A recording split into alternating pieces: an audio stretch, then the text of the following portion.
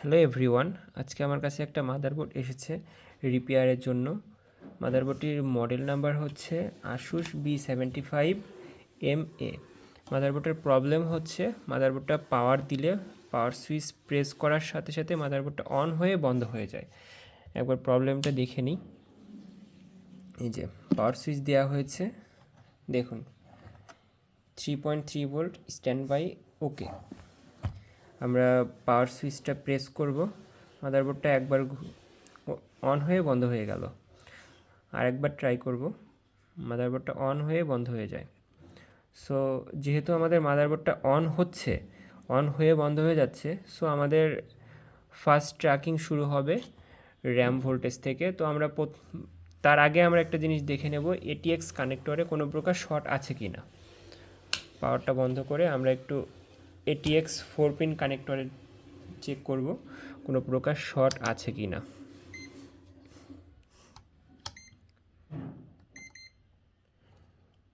দেখুন বন্ধুরা, মাল্টিমিটারে হ্যাঁ সুন্দরভাবে দেখা যাচ্ছে।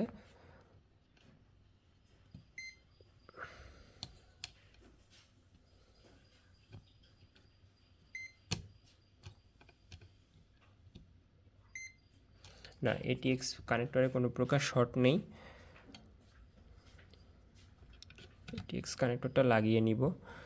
সো ফ্যানটা একটু খুলে নিচ্ছি, ভালোভাবে দেখার সুবিধার্থে ফ্যানটা একটু খুলে নিব।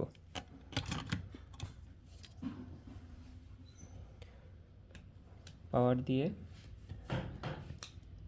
মাল্টিমিটারের নেগেটিভটা গ্রাউন্ডের সাথে কানেক্ট করে নিচ্ছি। দেখুন মাল্টিমিটারের নেগেটিভটা গ্রাউন্ডের সাথে কানেক্ট করে নিলাম। এখন যেহেতু বোর্ড অন হচ্ছে, আমরা প্রথমে এটা ট্র্যাক করব যে আমাদের র্যামের 1.5 ভোল্ট তৈরি হচ্ছে কিনা। যেহেতু এটা DDR3 র্যাম, সো র্যামের ভিসিসি থাকবে 1.5 ভোল্ট। প্রথমে আমরা এখান থেকে আমাদের 1.5 ভোল্ট তৈরি হবে। দেখুন মাল্টিমিটারটা দেখা যাচ্ছে, এক সেকেন্ড। হ্যাঁ, এখন সুন্দরভাবে দেখা যাচ্ছে।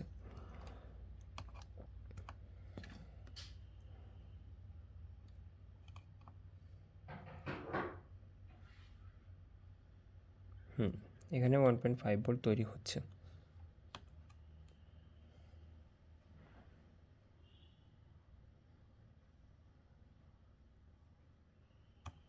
বারো ভোল্ট থেকে 1.5 ভোল্ট তৈরি হচ্ছে।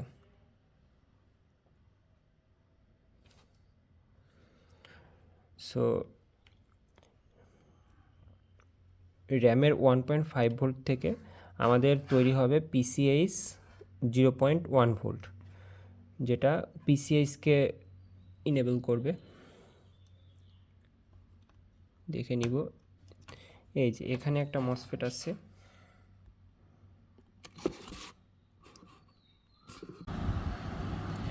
দেখুন বন্ধুরা, এখানে একটা স্টেপ ডাউন মসফেট আছে। তো আমাদের এখানে যে ভোল্টেজটা তৈরি হচ্ছে 1.45, এনিওয়ে একটু দেখে নিই। আচ্ছা, আমাদের এখানে যে ভোল্টেজটা তৈরি হচ্ছে, এই ভোল্টেজটা আমাদের এখানে অ্যাভেলেবেল হবে। আচ্ছা দেখুন,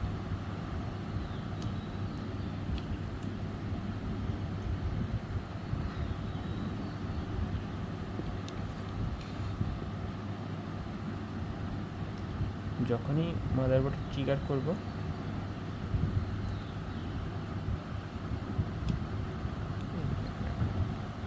এই যে 1. দেখুন এই ভোল্টেজটা এখানে, তো র্যামের 1.5 ভোল্ট ডুয়েলটা এখানে আসবে, আর এখান থেকে আমাদের PCIe 1.05 ভোল্ট তৈরি হবে।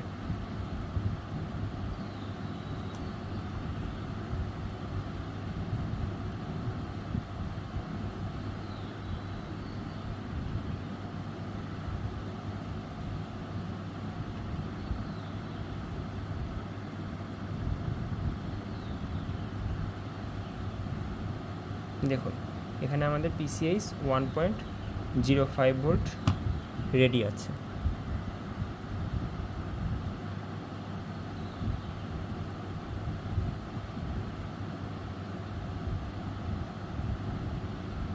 দেখুন PCIe 1.05 ভোল্ট রেডি আছে,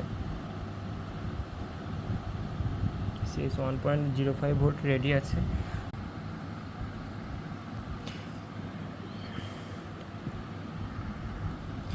সো যেহেতু আমাদের PCIe 1.05 ভোল্ট অ্যাভেলেবেল, সো আমাদের নেক্সট স্টেপ হবে CPU VCC 1.05 ভোল্ট তৈরি হচ্ছে কি না। সো আর এখানে দুইটা মসফেট দেখা যাচ্ছে বন্ধুরা। এখানে একটা মসফেটে তৈরি হবে হচ্ছে CPU VSFR 1.8 volt, VSFR 1.8 volt তৈরি হবে এখানে, আর এখানে তৈরি হবে CPU VCC IO। সো আমরা একটু ভোল্টেজটা চেক করে নিই। যেহেতু আমাদের ফার্স্টে এখানে আসবে 3.3 ভোল্ট, দেখি আমাদের, হ্যাঁ এখানে 3.3 ভোল্ট অ্যাভেলেবেল আছে। দেখুন বন্ধুরা, এখানে 3.3 ভোল্ট অ্যাভেলেবেল আছে।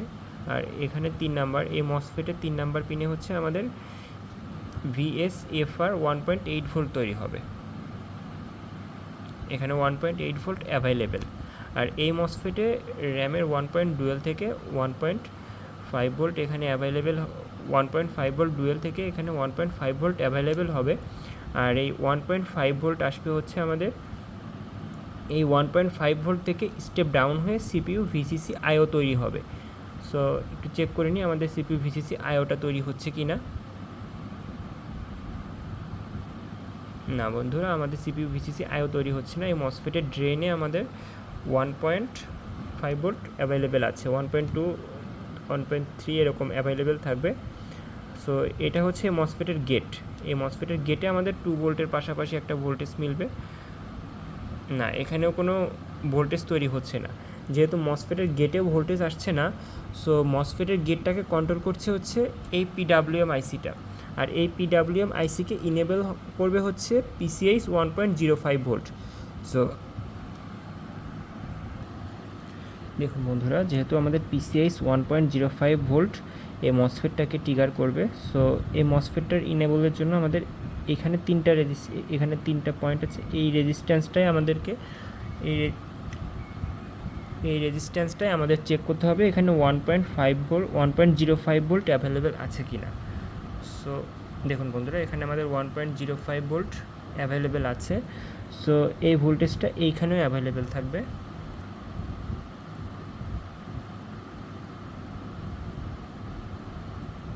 দেখুন বন্ধুরা, এই ভোল্টেজটা আমাদের এখানে অ্যাভেলেবেল আছে।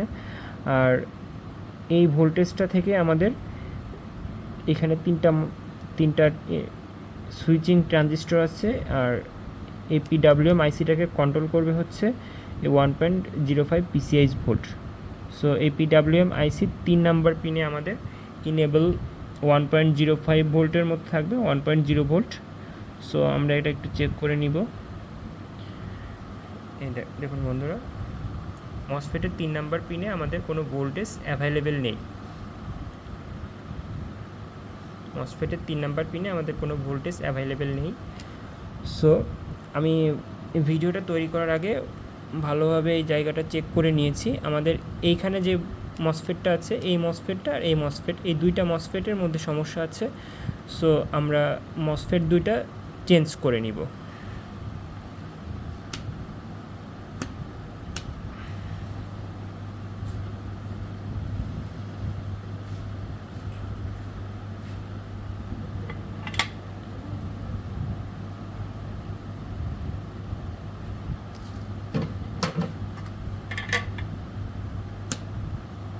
ভিডিওটা একটু পজ করছি, মসফেটটা চেঞ্জ করে তারপরে আমি আবার ভিডিওটা কন্টিনিউ করব। যদি বোর্ড রেডি হয় তাহলেও ভিডিও পাবেন, রেডি না হলেও বোর্ড ভিডিও পাবেন। মসফেট দুইটা চেঞ্জ করে নিয়েছি, ভালোভাবে একটু সোল্ডারিং করে নিব।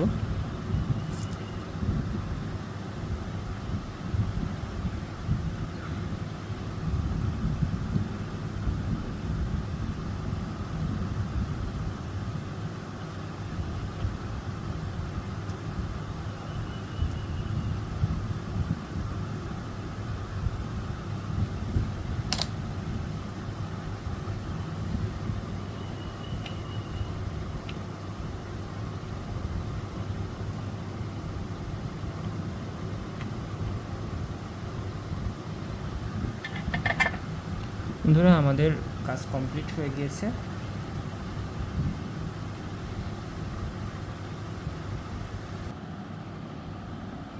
দেখুন বন্ধুরা, আমাদের মসফেট দুইটা চেঞ্জ করা হয়েছে। আমি মসফেট দুইটা চেঞ্জ করে নিলাম। এখন বোর্ডে পাওয়ার দিব, দিয়ে ফার্স্ট চেক করব সিপিইউ ভিসিসিটা অ্যাভেলেবেল হয়েছে কিনা আমাদের। প্রথমে হচ্ছে এই 3 নম্বর পিনে এখানে আমাদের 1.0 ভোল্ট অ্যাভেলেবেল থাকবে। দেখুন বন্ধুরা, এখানে আমাদের 1.0 ভোল্ট অ্যাভেলেবেল আছে। সো যেহেতু এখানে 1.0 ভোল্ট অ্যাভেলেবেল আছে, এখানে ভিসিসি আইও 1.0 ভোল্ট অ্যাভেলেবেল থাকবে। দেখুন বন্ধুরা,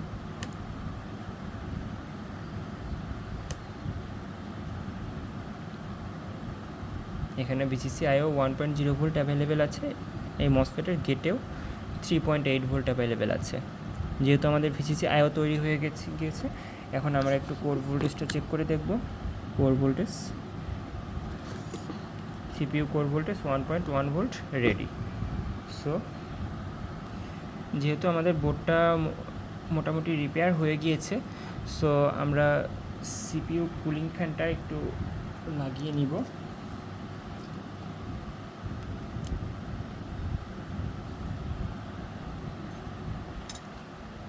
দেখুন বন্ধুরা, আমরা বোর্ডটা রেডি করে নিয়েছি।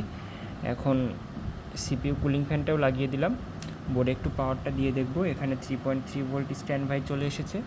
সো আমরা একটু পাওয়ার সুইচটা অন করব। দেখুন বন্ধুরা, বোর্ডটা সম্পূর্ণ রেডি হয়ে গিয়েছে।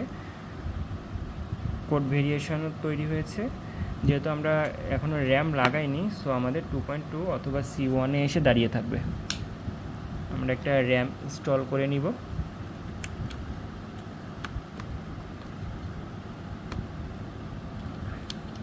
আমি এখানে একটা র্যাম ইনস্টল করে নিলাম। এখন বোর্ডটাকে আবার রিটার্ন পাওয়ার দিব।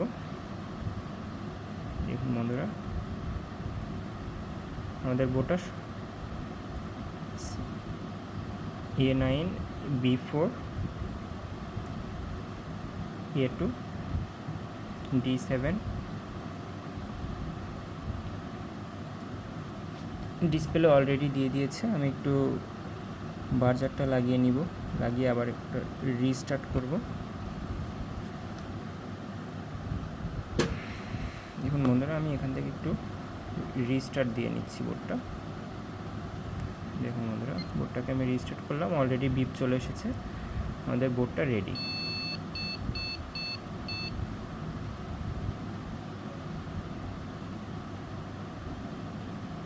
বোর্ডটা রেডি হয়ে গিয়েছে। বন্ধ করে নিব।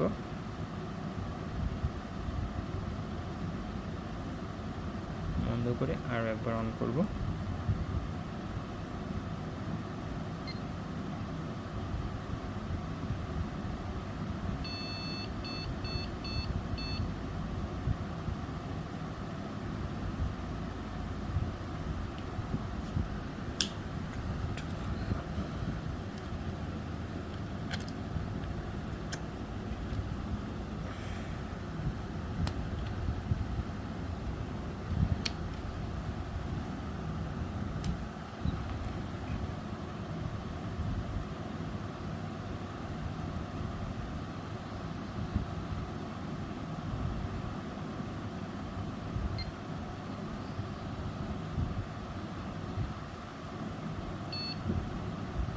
দেখুন বন্ধুরা, বিপ চলে এসেছে। আমাদের বোর্ডটা সম্পূর্ণ রেডি।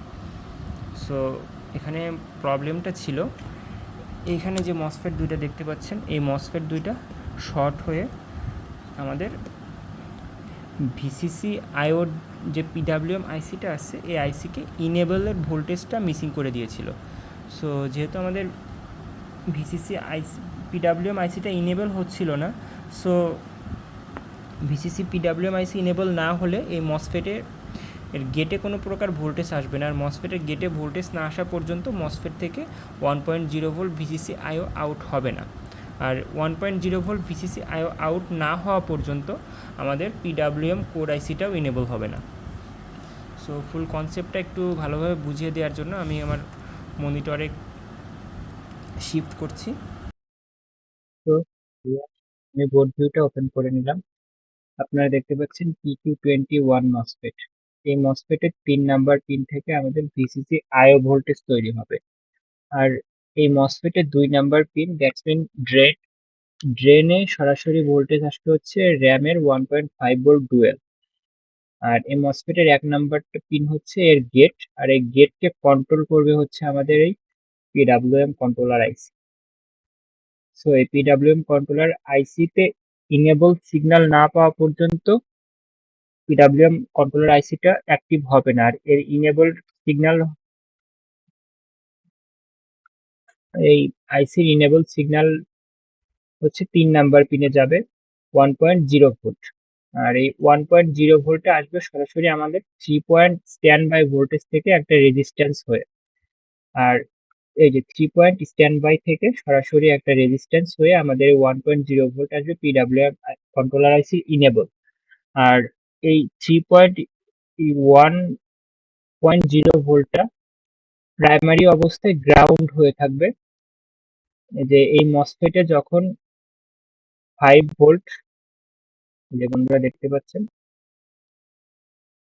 এই যে 5 ভোল্ট স্ট্যান্ড বাই থেকে সরাসরি আমাদের এই মসফেটে 5 ভোল্ট প্রেজেন্ট থাকবে প্রাইমারি অবস্থায়।